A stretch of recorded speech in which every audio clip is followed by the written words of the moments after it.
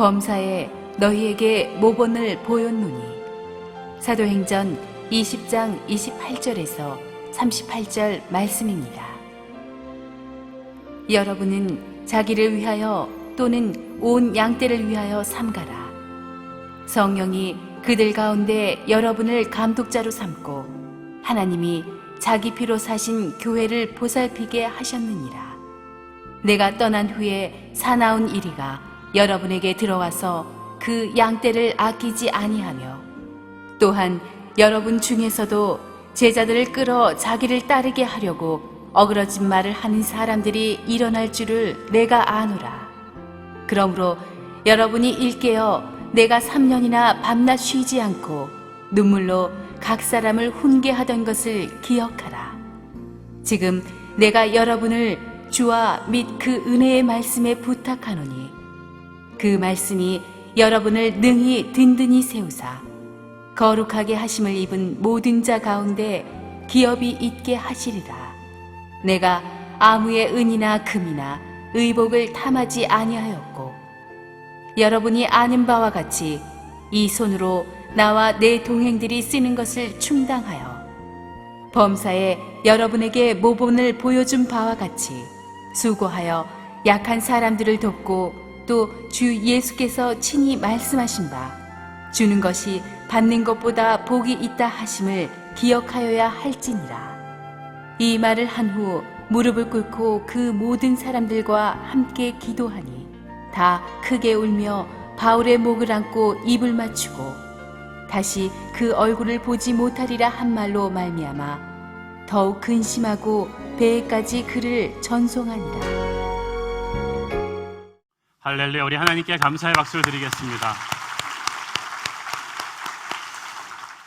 우리 함께 한번 기도하고 하나님 말씀 보겠습니다. 사랑하는 아버지, 은혜를 감사합니다. 주님께서 오늘도 부족한 종을 단 위에 세우셨사오니 은혜의 휘장 뒤에 저의 부족함을 감추시고 하나님의 말씀만이 강하게 선포되게 하옵소서. 예수님의 이름으로 기도합니다. 아멘. 3년 동안에 아시아 최고의 도시 에베소에 교회를 개척하고 바울은 지극정성으로 목회를 했습니다. 그리고 이제 떠나게 되었습니다. 이제 자기를 대신해서 교회들을 목회할 장로들에게 목양 리더십의 엑기스를 마지막으로 전수하고 있습니다. 에베소 교회 장로들이라고 하면 오늘날 교회의 목사와 장로들을 총칭하는 말로 보면 됩니다.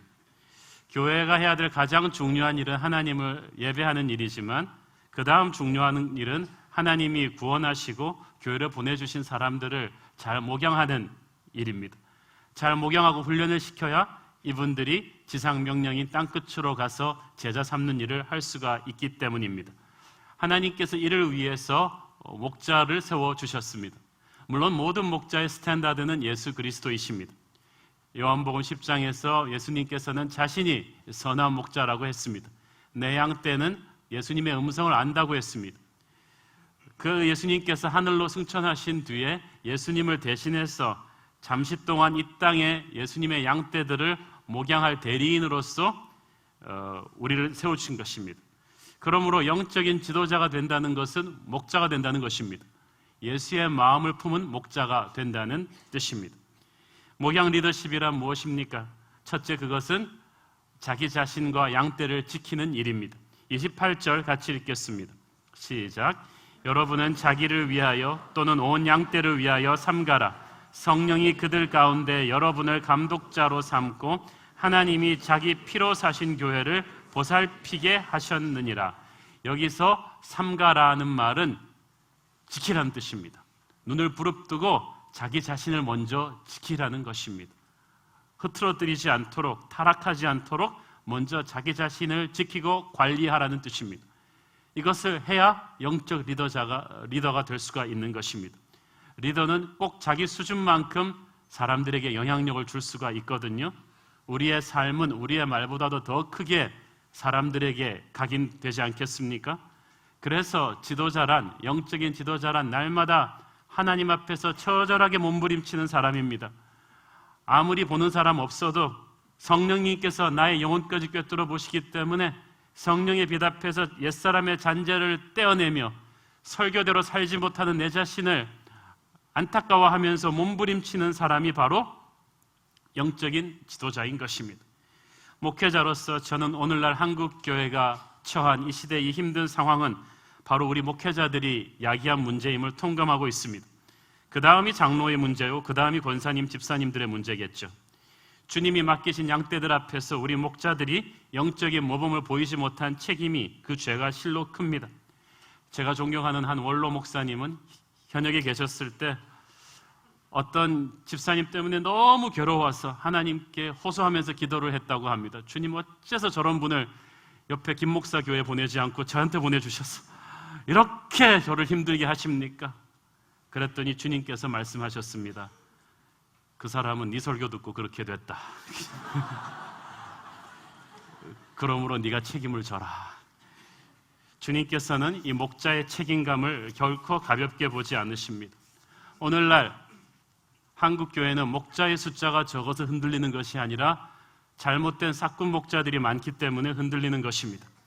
인간적인 욕심과 방법으로 제멋대로 목회해서 하나님의 양떼를 시험 들게 하고 하나님의 영광을 땅에 떨어뜨리는 사꾼 목자들이 너무나 많아서 주님께서는 그것을 슬퍼하고 계십니다.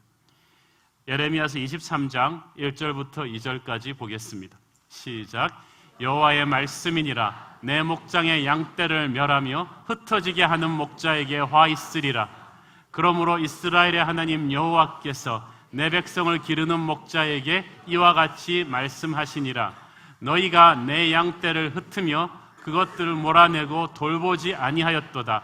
보라, 내가 너희의 악행 때문에 너희에게 보응하리라. 여호와의 말씀이니라. 저는 이 말씀을 목사로서 읽으면서 가슴이 뜨끔뜨끔합니다. 목자들이 목양을 잘 못하면 양떼가 시험 들고 흩어진다는 거예요. 교회가 아니게 된다는 것입니다. 이것을 여호와께서는 악행이라고 보십니다. 사람 죽이고 물건 훔치고 그러는 것이 악행이 아니라 주님의 교회의 영적인 리더로서 그 책임을 직무유기한 목자들이 악행이라는 것입니다. 이 땅의 교회가 이토록 다운되고 쇠퇴하고 시험 드는 것을 하나님께서는 자기 자식들이 유린당하는 것처럼 가슴 아파하시고 분노하십니다. 저는 그래서 목회자로서 설교자로서 주님 앞에 얼마나 날마다 가슴을 치면서 회개하면서 무릎 꿇는지 모릅니다. 목자는 자기 자신을 먼저 지켜야 합니다. 둘째로는 온 양떼를 지켜야만 합니다. 28절에 온 양떼를 위하여 삼가라. 온 양떼를 잘 관리하라는 말입니다. The whole flock, 이 말이 굉장히 중요합니다. 모든 양떼를 한 명도 놓쳐서는 안 된다는 것입니다. 자기가 좋아하는 양만 돌봐도 안 되고 단 한 마리라도 귀찮게 생각해서는 안 됩니다.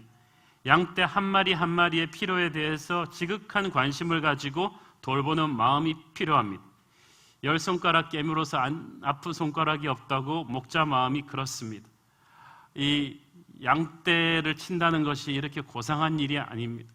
여러분, 우리가 가장 기억에 남는 성화 중에 하나는 하얀 옷을 입으신 얼굴이 잘생긴 예수님이 이렇게 하얀 양떼를 둘러싸여서 하얀 양, 어린 양 한 마리 목에다 탁 메고 그렇게 웃고 계시는 이 아름다운 모습이에요. 그 양떼는요, 우리 동네 개병원에서 잘 닦은 요즘 우리 깨끗한 강아지들 양떼고요. 진짜 양떼는 그렇지가 않아요. 제 선배 목사님이 한 번은 이스라엘 송지순례 갔다가 이 베두인들 족이 이렇게 양떼 치는 걸 보고 목사님 우리 사진이나 찍고 가죠 그런 말을 듣고 아이디어가 팍 쏟았어요. 그 성화가 생각난 거예요. 바로 저거야. 가서 내가 똑같은 예수님 같은 포즈로 이렇게 양떼를 이렇게 탁 메고 이렇게 찍어가지고 우리 교회 가서 붙여놓을 거야. 그래가지고 내려가서 베두인족한테 몇 불 준 다음에 그 가장 작아 보이는 양 한 마리를 골라 잡았어요. 그래서 탁 잡는 그 순간 환상이 깨졌어요. 그 양이요 얼마나 더러운지 몰라요. 그냥 똥오줌에 범벅이 돼가지고 냄새가 나는 데다가 막 비틀어가지고요. 이게 제대로 여기까지 얻는 게 쉽지가 않더라는 거예요. 그래갖고 사진에 찍힌 게 예수님처럼 이렇게 고상한 모습이 아니고 이런 이 모습이 이렇게 찍힌 거 이렇게 하고 도저히 한국에 와서 현상에서 걸어놓을 수 없는 막 이러면서 그냥 찍힌 그 모습. 그 자기가 생각했다는 거죠. 양떼 목자가 된다는 게 장난이 아니구나. 진짜 양떼는 그렇게 눈처럼 깨끗하고 온순한 그게 아니구나. 냄새나고 찌르고 다루기 힘든 그런 존재구나. 그럼에도 불구하고 온 양떼를 다 감싸 안아야 되는구나. 제가 보니까요, 우리 양떼는요, 영원한 양떼예요. 사회에서 여러분이 아무리 저보다 연배가 높으시고 높은 지위에 계시고 돈을 많이 버신 분도요, 교회 들어오면 다 양떼시더라고요. 제가 옛날에 어떤 분은 상처를 받았다는 거예요. 저한테 왜 상처를 받았냐고 그랬더니 이렇게 막 악수를 할 때 본인이 악수를 깊이 안 해줬다는 것입니다. 그래서 제가 그 얘기를 듣고 깜짝 놀랐어요. 왜냐하면 이분이 이름만 대면 대한민국에서 모르는 사람이 없는 유명한 분이에요. 돈도 많아요. 사회적으로 높은 지위에 있어요. 저보다 연배도 많아요. 그렇게 쪼잔한 일로 삐질 뿐이 아니란 말이죠. 아니, 그런데 아무것도 아닌 한홍 목사가 악수 좀 깊게 안 해줬다고 해서 이분이 상처를 받아야 되나? 대한민국에서 이분이랑 한번 만나고 악수하고 싶어서 줄을 서는 분인데, VIP가. 아니, 저도 사회에 나가면 이분한테 악수하려면 줄 서서 기다려야 되는데 왜 교회 와서 그렇게 삐졌을까 생각해 보니까 하나님께서 그 말씀, 마음을 주신 거예요. 홍아, 사회에서 아무리 유명하든 소용없다.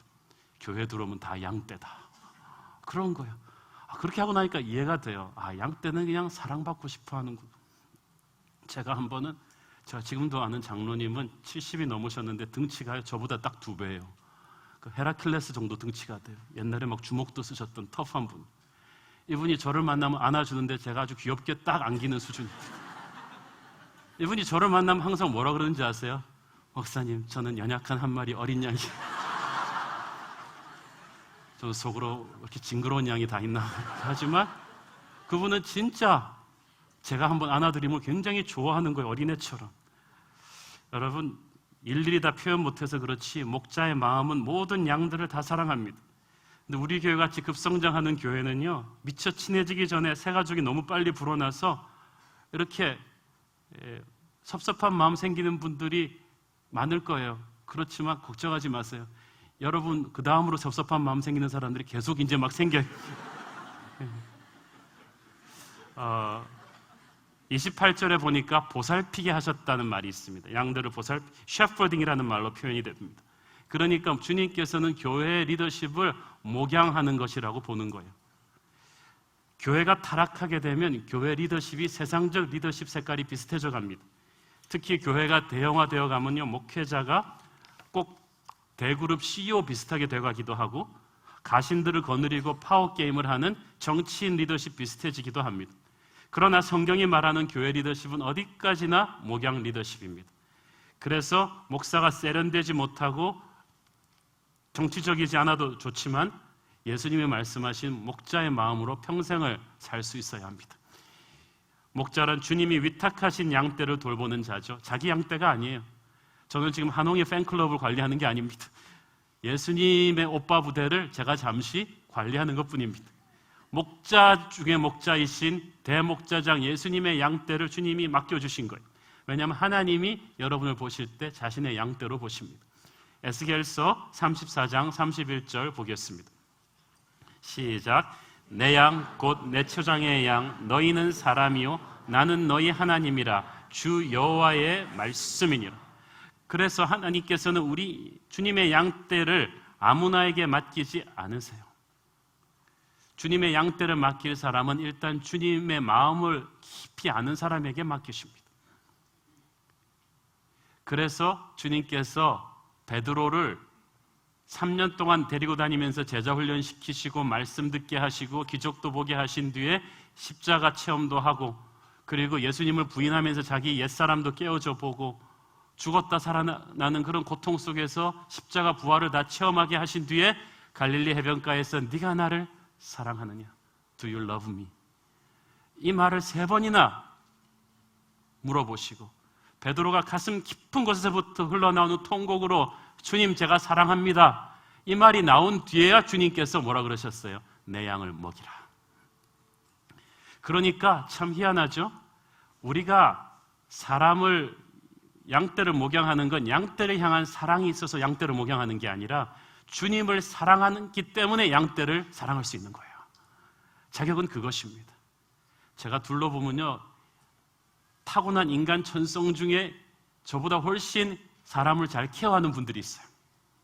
정말 인간관리 잘해요. 그냥 막 악수도 잘하고 미소도 잘 짓고 말도 잘 걷고 저분이 목사가 돼야 되는데 아닌 거지. 예수님께서는 양떼를 사랑하기 위해서 역설적으로 하나님을 사랑하는 사람을 원하세요. 십자가 보혈을 통과한 사람, 말씀을 체험한 사람, 성령을 체험한 사람, 부활을 체험한 이걸 다 거친 다음에 주님을 깊이 마음으로부터 사랑할 사람에게 양떼를 맡기신다는 것입니다. 이런 사람은 힘들고 어려워도 중간에서 쉽게 포기를 안 합니다. 주님께서 목자를 세우실 때 성령께서 세우셨습니다. 28절을 보세요. 성령이 그들 가운데 여러분을 감독자로 삼고. 이 말은 하나님께서 교회를 이끌어 가실 때 그냥 너희들끼리 알아서 잘 해라, 서로 사랑해라 이러고 하지 않으시고 어떤 영적인 질서를 주셨다는 뜻입니다. 구심점을 세우셨습니다. 여러분, 나쁜 지도자 때문에 혼난 사람은 지도자가 아예 없어야 된다고 생각하는데요, 그렇지는 않습니다. 구심점이 있어야 돼요. 그래서 건강한 교회는 영적 리더십의 권위를 존경하고 사랑하는 교회입니다. 권위주의는 없는데 권위는 있는 교회란 말이죠.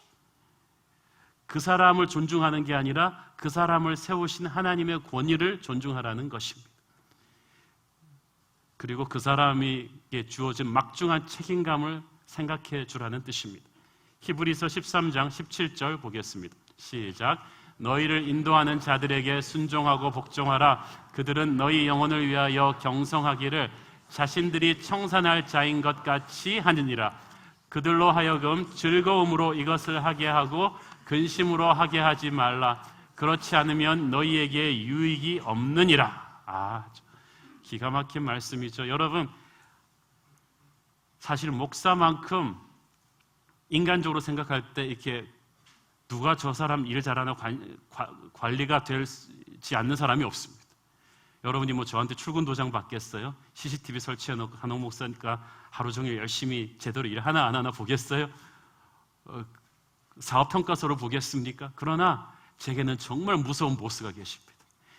24시간 내 행동만 보는 것이 아니라 제 생각까지도 뚫고 계시는 성령님의 빛 앞에 제가 노출되어 있고, 더 무서운 것은 천국에 가서 제 일만 해도 제 문제만 주님 앞에 해결하고 들어가서 이제 쉬고 싶은데 여러분 올 때마다 불려나가가지고 여러분 한 분 한 분의 영적인 성장과 열매에 대해서 책임을 다져야 된다는 거죠. 그게 바로 책임진다는 의미예요. 하나님 앞에서 청산하는 것입니다. 얼마나 두렵고 떨리는 일인 줄 모릅니다. 그래서 여러분이 저를 불쌍히 여기시고 이 일을 즐거움으로 하게 해줘야 됩니다. 이 교회 지도자를 세우는 분이 성령님이십니다. 교회가 목사를 청빙하거나 장로, 집사, 권사를 세울 때 사람이 하는 것 같지만 그렇지 않습니다. 하나님이 뒤에서 다 역사하셨습니다. 그렇기 때문에 지도자가 되었다고 해서 교만할 일이 아니라는 거예요. 세우신 성령님은 언제든지 내릴 수 있는 분이기 때문에 그렇습니다. 그리고 성령님이 세울 때 우리의 인간적인 조건을 보고 세운 게 아니기 때문에 교만할 필요가 없어요.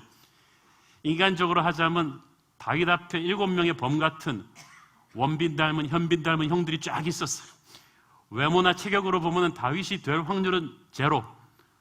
그런데 하나님은 마음을 보시고 다윗을 택하셨습니다.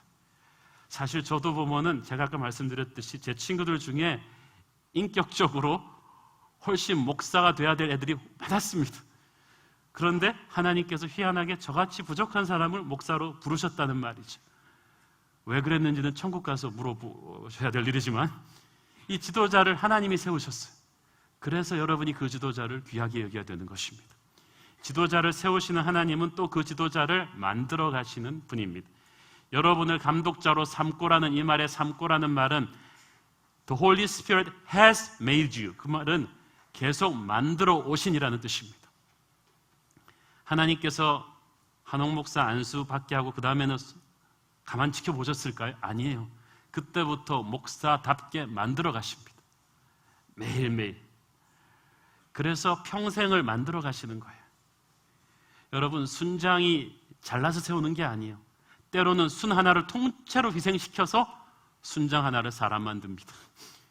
주일학교 아이들을 통째로 희생시켜서 주일학교 교사 하나가 사람 되게 합니다. 여러분을 통째로 희생시켜서 한옥 목사 하나를 사람 만들어 가시는 거예요. 영적 리더십의 자리는 그래서 하나님이 만들어 가시는 자리예요. 늘 공사 중입니다. 늘 부족함을 메꾸어가는 자리입니다. 이 영적인 리더는 하나님의 교회를 소중하게 여겨야 합니다. 28절에 보니까 하나님이 자기 피로 사신 교회다. The church of God which he bought with his own blood.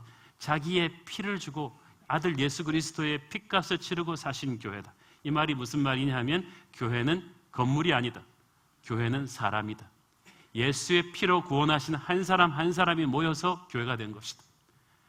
그러므로 지상의 교회가 아무리 작다 할지라도 하나님은 아들의 생명을 주고 맞바꾼 교회라는 것입니다. 그래서 이 교회를 여러분이 함부로 말하지 말아야 되는 거예요. 이 교회를 함부로 분열시키지 말아야 되는 것입니다. 함부로 비판하고 너무 쉽게 교회를 옮기고 너무 함부로 교회를 세우고 닫아버리지 말아야 되는 거예요. 그것이 목사건 장로건 집사건 권사건 상관이 없습니다. 교회를 사랑해야 합니다. 함부로 교회를 접근하면 안 됩니다. 어떤 시험과 유혹이 있다 할지라도 교회를 지켜야 합니다. 그러면 그 교회가 여러분을 지켜줄 것입니다. 이 교회를 바울이 이제 에베소 교회를 두고 가는데 바울이 떠나면은 교회를 죽이려고 달려드는 존재들이 있을 거라고 합니다. 교회 킬러들이죠. 외부의 킬러가 있고 내부의 킬러가 있습니다. 29절 같이 읽겠습니다. 시작. 내가 떠난 후에 사나운 이리가 여러분에게 들어와서 그 양떼를 아끼지 아니하며 바울이 떠나고 나면 사나운 이리가 들어온다고 했습니다. 사탄은 항상 영적 지도자가 없는 틈을 타서 들어옵니다. 그래서 영적 지도자는 그냥 그 자리에 계속 존재하고 있어야 되는 거예요. 존재 자체가 중요하더라고요. 아무것도 안 하고 있어도 하나님의 사람이 그 자리에 버티고 있는 것만으로도 영적인 전쟁에서는 어떤 교두보가 방어막이 형성이 됩니다. 중국 춘추 전국 시대 때는 조나라의 연파라는 명장이 있었습니다. 얼마나 용맹했던지 80이 넘도록 연파가 살아있는 동안에는 다른 나라 군대가 이 나라의 국정을 밟지도 못했습니다. 그냥 존재한다는 것만으로도. 하나님의 사람이 바로 그렇습니다. 제가 작년에 미국에 갔다가 이게 담임 목회자를 청빙하지 못해서 1년, 2년이 넘도록 기다리는 교회 교인을 한번 만난 적이 있습니다. 그 교회는 건물도 있습니다. 사이즈도 큽니다. 많이 갖췄습니다. 그런데도 이 담임 목사님이 안 계시니까 어쩐지 그 교인분이 기가 팍 꺾여 있는 것 같아요. 그 교인분이 평소에는 굉장히 자기 교회나 담임 목사에 대해서 비판적이었던 분이었거든요. 근데 이분이 사람이 바뀌었어요. 그분이 말씀하시기를 목사님 옛날에는 우리 담임 목사님 단점이 너무 많아 보였는데 이제 그분 가시고 후임을 찾지 못해 몇 년째 가다 보니까 역시 목사님은 영적인 압이라는 것을 깨달았습니다. 이제는 단점 많은 아버지라도 좋으니까 계셨으면 좋겠어요. 부족한 아버지가 없는 아버지보다 나은 것 같아요. 그러시는 거예요. 근데 가슴에서 아주 찡하게 와닿았습니다. 근데 바울이 없으면 사나운 이리가 들어온다는 거예요. 29절에서 사나운 이리가 들어와서 그 양떼를 아끼지 아니할 것이다. 여기서 아낀다는 말은 부모처럼 돌본다는 말입니다. 용서하고 품어주고 케어해주는 그 부모의 케어링이 없어지고 이제 함부로 양떼를 다룬다는 것입니다. 이제 신데렐라 새엄마가 들어온 거예요. 그냥 못된 계모같이 성도들을 함부로 대합니다. 영적으로 굶기고 잘 치유해주지도 않습니다. 양떼를 막 이용합니다. 그래서 병든 교회는 가보면요 딱 티가 납니다. 이렇게 새엄마가 아주 못된 새엄마가 들어와서 구박한 집 아이들은 티가 나요. 기가 꺾여 있고 예민하고 분노가 많습니다. 그런데 은혜가 떠나버린 거짓된 목자들이 판을 치는 교회의 교인들이 그렇습니다. 표정 보면 딱 나와 있어요. 기가 꺾여 있고 예민하고 분노가 많습니다. 목자가 양떼들을 돌보지 않았기 때문입니다. 여러분, 목사가 되었든 순장이 되었든 주일학교 교사가 되었든 여러분이 양떼를 몇 명 맡았다 하면 여러분이 그들을 가슴에 품어야 합니다. 뺀질하고 안 나오고 여러분 속을 썩여도 포기하면 안 됩니다. 전도해주고 전화해주고 기도해주고 신방해주고 어루만지면서 끝까지 눈물을 흘리면서 가야 합니다. 제가 교회가 커지면서 공동체 성도들을 직접 신방을 못합니다. 부목사님들한테 다 위임하고 나니까 요즘 그런 점이 제게 좀 쓸쓸합니다. 그래서 교육자회의에서는 필사적으로 보고를 조금만 더 추궁해서 좀 더 자세하게 들으려고 노력을 합니다. 어느 집에 신방을 갔다 그러면 그 집 어떻게 지내고 있느냐, 사업을 어떻게 오픈했느냐, 지금 뭐가 어려우냐, 그걸 필사적으로 들어서 제 가슴에 품고 기도하려고 노력을 합니다. 그게 목자의 마음이라고 믿기 때문입니다. 그런데 사나운 이리가 들어와서 이렇게 의붓 어머니처럼 이렇게 가정을 뒤흔들어 놓는다는 거예요. 오늘날도 보면 얼마나 많은 사나운 이리 때 같은 이단들이, 거짓된 목자들이 교회 안으로 침투해 들어오고 있는지 모르겠습니다. 신천지 같은 이단들은 아예 조직적으로 대형교회를 공략하는 법, 작은 교회 공략하는 법이 아주 체계적으로 나와 있어서 자체 신도들을 교육하고 있습니다. 시험이 든 교회에서 막 싸우는 교회는 일부러 새벽 기도회에 100명이 넘게 보내가지고 기도회 분위기를 흩어버리는 그런 헛된 전략도 씁니다. 한국교회가 정신을 차리지 않으면 이런 거짓된 이단들과 사건 목자들의 공격에 그대로 노출될 것입니다. 그뿐 아닙니다. 교회 내부에서도 복음을 곡해하고 성도를 흔들어 놓는 그런 거짓 세력들이 일어날 것이라고 바울은 경고하고 있습니다. 30절 같이 읽겠습니다. 시작. 또한 여러분 중에서도 제자들을 끌어 자기를 따르게 하려고 어그러진 말을 하는 사람들이 일어날 줄을 내가 아노라. 이 하나님의 교회를 좀먹는 가장 무서운 적은 어떻게 보면 외부에서 나는 게 아니라 내부에서 영적으로 병들면서 생기는 것입니다. 여러분, 우리가 종교적인 타이틀이 있다고 해서 속으면 안 돼요. 목사, 장로, 권사, 집사들 중에 사기꾼들이 얼마나 많은 줄 아세요? 거짓된 사람들이 너무나 많아요. 속으면 안 돼요. 옛부터 그랬습니다. 에레미야서 23장 11절 보겠습니다. 시작. 여호와의 말씀이니라. 선지자와 제사장이 다 사악한지라. 내가 내 집에서도 그들의 악을 발견하였노라.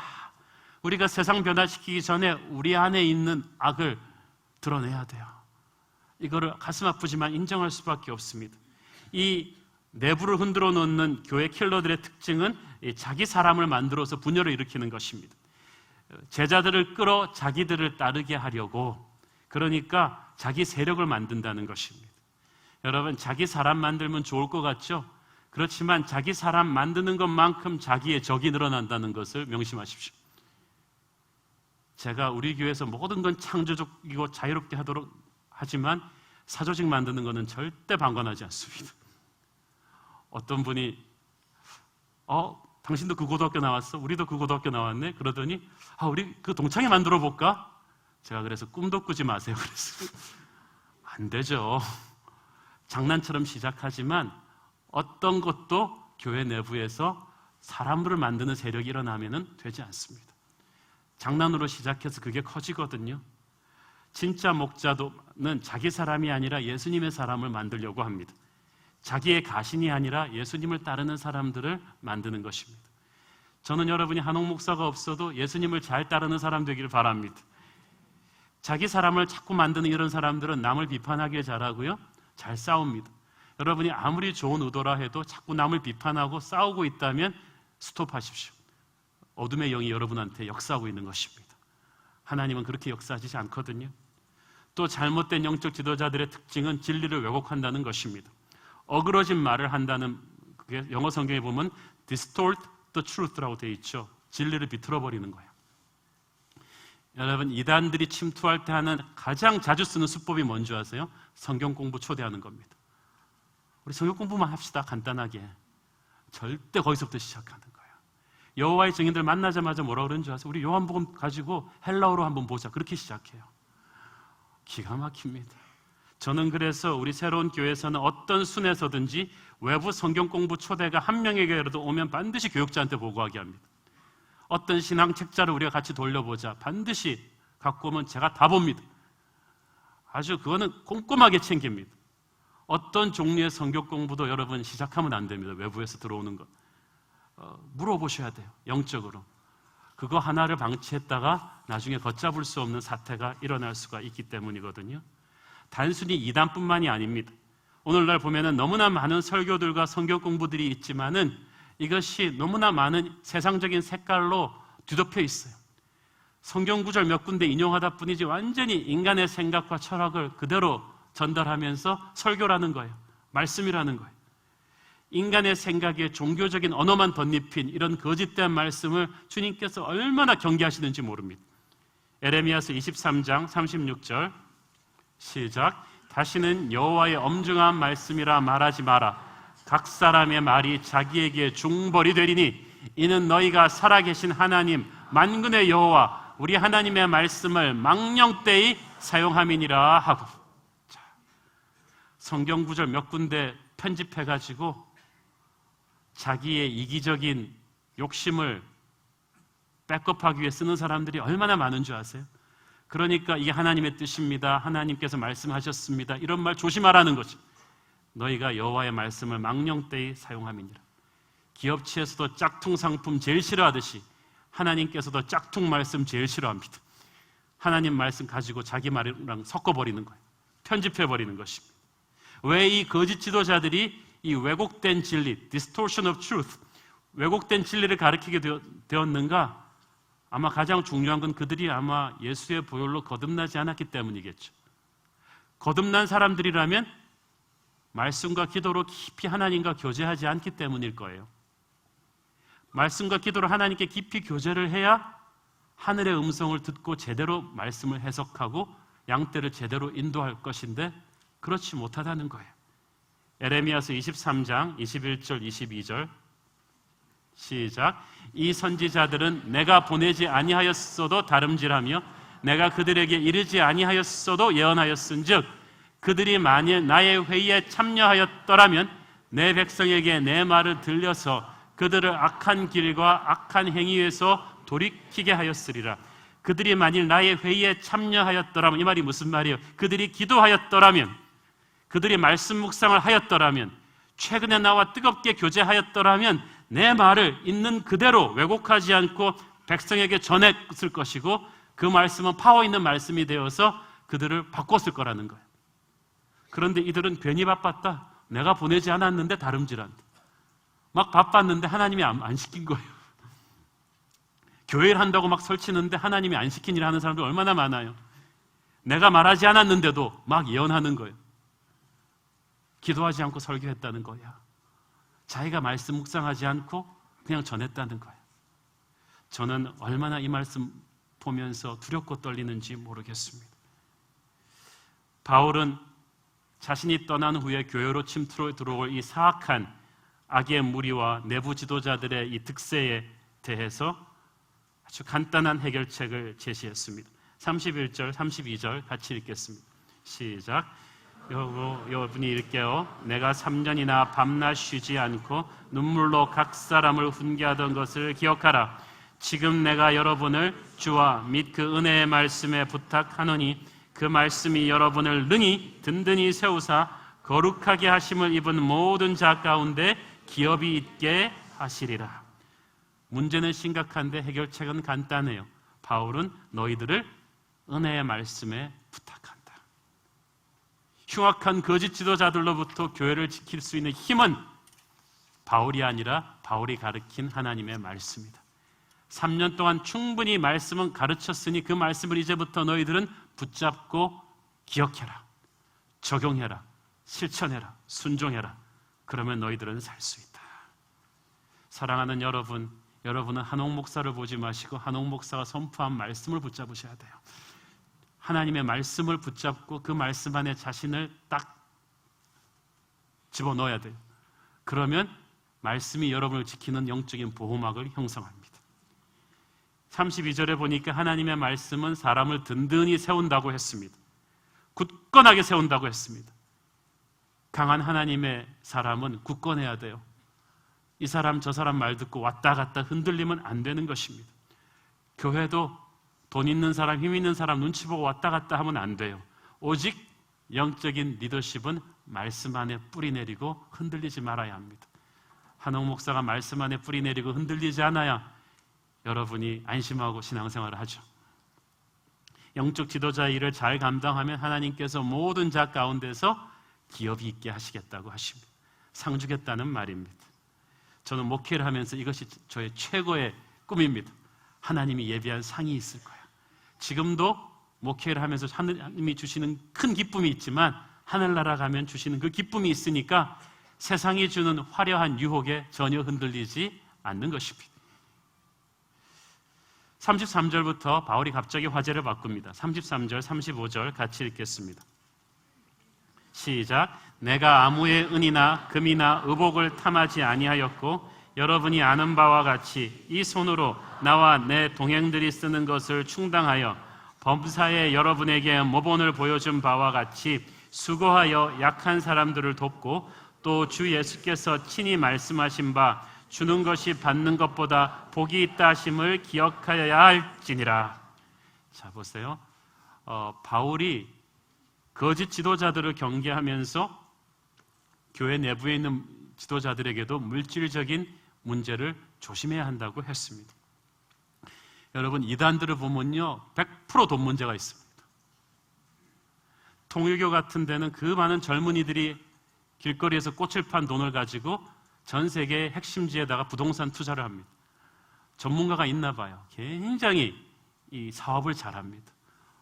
이단들은 다 돈독이 올라 있어요. 헌신이라고 하면서 헌신의 이름으로 이단에 들어오면 모든 재산을 다 뺏어버립니다.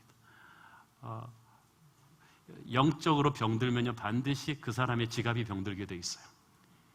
여러분이 얼마나 영적으로 성숙한 사람이냐, 건강한 영성을 가진 사람이냐는요 여러분이 얼마나 성경 구절을 많이 외우느냐가 아니라 여러분의 재정 관리를 보면 알 수가 있습니다. 오죽하면 마틴 루터가 지갑이 회개해야 그 사람이 진짜 회개한 거라고 했겠어요. 바울이 이 말을 하는 거죠. 교회 예산과 결산 시스템, 그래서 정직해야 합니다. 완전하지는 않지만 정직하려고 몸부림쳐야 합니다. 그래서 우리 교회 처음부터 그렇게 했습니다. 회계 감사 착실하게 받고 세금도 내고 투명 운영을 하려고 노력을 합니다. 교회에서 목사, 장로, 집사님들이 모두 돈 문제로 깨끗해야 합니다. 우리 교회에서 저는 초창기부터 그 원칙을 철저하게 세웠습니다. 교인들끼리 절대 서로 돈 빌려주거나 빌리지 마라. 교인들끼리 절대 다단계 판매하지 마라. 보험 사고 팔지 마라. 개를 들거나 하는 장사 행위도 하지 마라. 하고 있는 분이 있다면 지금 당장 스톱하길 바랍니다. 사탄이 물질 문제로 교회 파괴시키는데 전문가이기 때문입니다. 좋은 의도로 한다고 하지만 좋은 의도가 무섭습니다. 불쌍한 형제를 보면 아예 그냥 받지 않으려는 생각으로 그냥 주십시오. 그렇지만 교인끼리 서로 돈 빌리고 꾸거나 특히 사업 같이 할 때 조심하십시오. 될 수 있는 대로 안 하는 게 좋고 그것 때문에 시험 들어서 신앙이 망가질 수도 있습니다. 아예 틈을 주지 말아야 합니다. 저는 교회에서 목사 안수 줄 때, 장로 집사를 세울 때 그 사람이 돈 문제로 문제가 없는지를 잘 살펴야 한다고 믿습니다. 가난할 수도 있고 힘들 때는 있겠죠. 그렇지만 기본적으로 살아가면서 돈 문제로 정직해야 합니다. 그것이 그 사람의 신앙 인격입니다. 에베소 교회에서 처음 3년 목회하면서 바울은 자비량으로 사역했습니다. 그렇다고 해서 목회하는 분들이 다 자비량으로 해야 된다는 건 아닙니다. 바울 여기서는 선교지였기 때문에 그렇게 한 거예요. 바울도 안정된 교회에서는 사례비를 받았습니다. 여기서 중요한 것은 영적 지도자가 돈 문제에 대해서 깨끗해야 된다는 거예요. 35절에 보니까 범사에 여러분에게 모본을 보였다고 하는데 이 말은 여기서 모범을 보였다는 헬라어는 모든 사람 눈앞에 전시했다는 것입니다. 사람들의 눈에 딱 보기에 부끄러움이 없다는 것입니다. 그것뿐만이 아닙니다. 바울은 항상 연약한 자를 돕는 사람이었습니다. 어떤 교회에서는 청비는 강조하는데 예산 집행이 따뜻하지가 않아요. 어떤 사람은 아주 구두셉니다. 남한테 신세지지도 않고 또 남한테 해주지도 않아요. 그냥 돈 문제로 깨끗한데 정말 차가워요. 하나님이 그걸 또 원하신 건 아니에요. 바울의 재정을 보면은 건강하게 일해서 땀 흘리고 깨끗한 예산 관리를 했지만 바울은 항상 연약한 자에게 집어주는 사람이었습니다. 교회가 그런 아비의 마음이 있어야 합니다. 저는 새로운 교회 초창기부터 제가 그렇게 강조했지 않습니까? 우리 새로운 교회 예산에 우리를 위해 쓰는 것은 엄중하게 하지만 연약하고 가난한 미자립 교회와 선교사님과 그런 특수사역을 하시는 분들이 스치고 나갈 때 한 사람도 빈손으로 보내지 않겠다. 그게 굉장히 중요합니다. 이것을 저는 성도님들 여러분 삶에서도 그렇게 하기를 바랍니다. 저는 전도사 시절부터 꼭 그걸 기도했습니다. 몇 년 전에 제가 어떤 신학생들 리더십 강의를 갔는데 한 200명 모였어요. 너무나 열심히 듣고 끝나고 강사비를 주는데 제가 딱 강의하면서 이 신학생들 옷 입고 온 걸 보니까 도저히 이거 강사비 못 받겠는 거죠.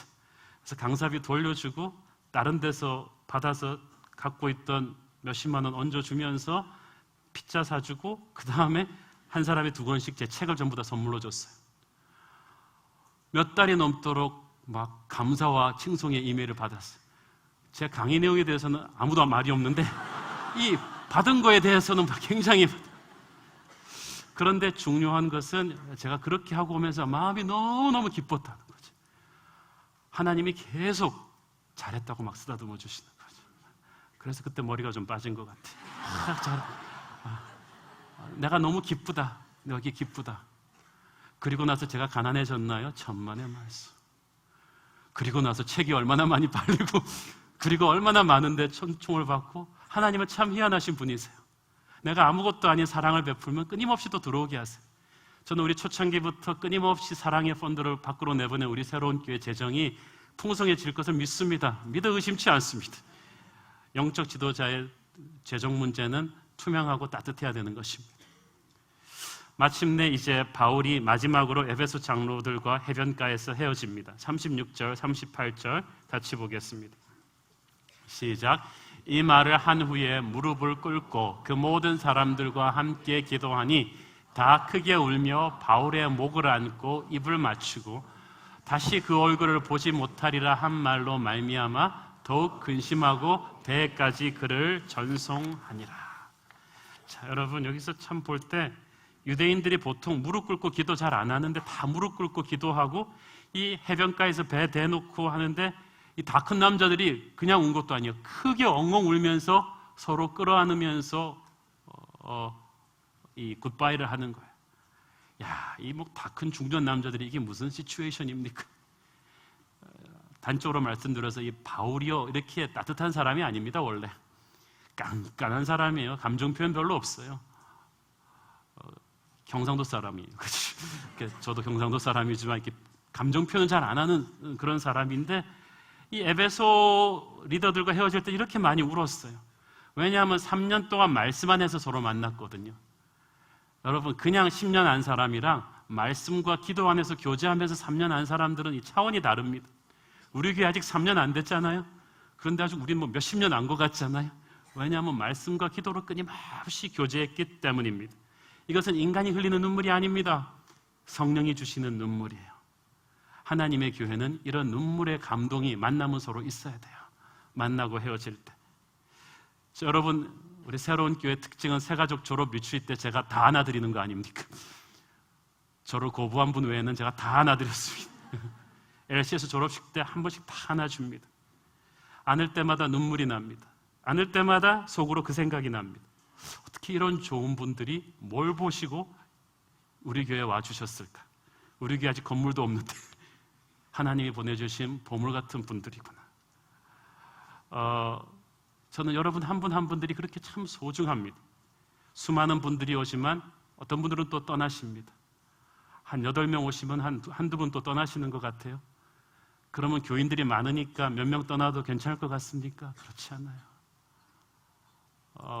작년 말인가 한 분이 떠나셨는데 자 며칠 동안 밤잠을 자지 못했어요.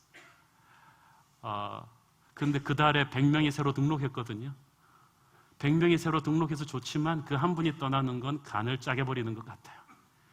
그게 99마리 양을 두고 한 마리 양을 찾아가는 예수님의 마음입니다. 바울은 그런 마음으로 에베소를 사랑한 거예요. 이 장로들을 다시 보지 못할 걸 알았습니다. 그러나 헤어질 수가 있습니다. 예수 안에 있기 때문입니다. 여기서 보지 못하면 천국에서는 다시 볼 수 있을 걸 알기 때문입니다. 우리가 예수님 안에 있다면 우리는 헤어져도 헤어지는 게 아닙니다. 떨어져 있어도 함께 있는 것입니다. 우리는 예수님을 바라보고 사는 사람들입니다. 주님께서 이 짧은 시간에 저 여러분을 이 새로운 교회에서 만나게 하시고 이렇게 큰 은혜를 누리게 하신 데는 반드시 어떤 이유가 있을 것입니다. 보통 교회 아닙니다. 저에게 와보신 그 목사님들이 다 그러더니 보통 교회가 아니다. 찬양 시작할 때부터 틀린다.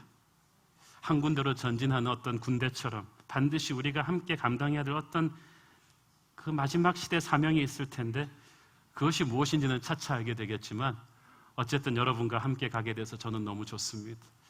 등록하는 성도들을 안아줄 때마다 이제 내가 이분들과 함께 늙어가겠구나. 이분들의 자식들이 시집 장가가는 걸 보면서 병들었을 때, 힘들었을 때 내가 함께 가겠구나. 여러분과 함께 이 길을 갈 수 있어서 저는 참 감사합니다. 행복합니다. 사랑합니다. 하나님의 사랑이 오늘 저와 여러분 가운데 충만하기를 소원합니다. 기도하겠습니다. 주님, 은혜를 감사합니다. 하나님, 바울이 3년 동안 지극정성으로 목회한 에베소 교회 장로들에게 준 그 목자의 마음, 우리 모두의 마음이 되게 하여 주시옵소서. 주 안에서 우리 만났습니다. 빠른 시일 내에 성장했지만 시간은 짧았지만 교제는 깊었습니다. 앞으로 더욱 서로 사랑하게 하시고 주님, 우리를 통해서 행하실 크고 놀라우신 일을 기대하기를 원합니다. 거짓된 지도자들의 침투로부터 이 교회를 지켜주시고 말씀과 성령과 은혜가 충만한 교회로 세워주옵소서. 예수님의 이름으로 기도합니다. 아멘.